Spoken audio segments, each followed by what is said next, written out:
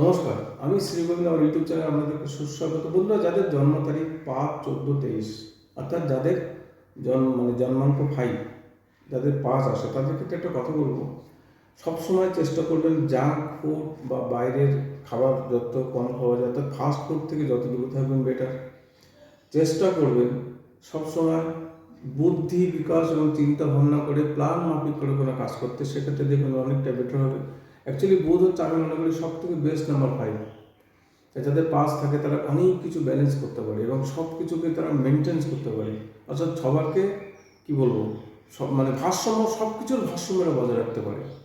তো সেক্ষেত্রে এই ব্যাপারগুলো যদি থাকে খুব ভালো। এবং অবশ্যই চেষ্টা করবেন যারা শিশু বা বালক বা যারা স্টুডেন্ট, তাদের পাশে যদি কোনোভাবে দাঁড়াতে পারেন, কোনো না কোনোভাবে যদি সাহায্য করতে পারেন, সেক্ষেত্রে দেখবেন আপনাদের অনেকটাই বেটার হবে।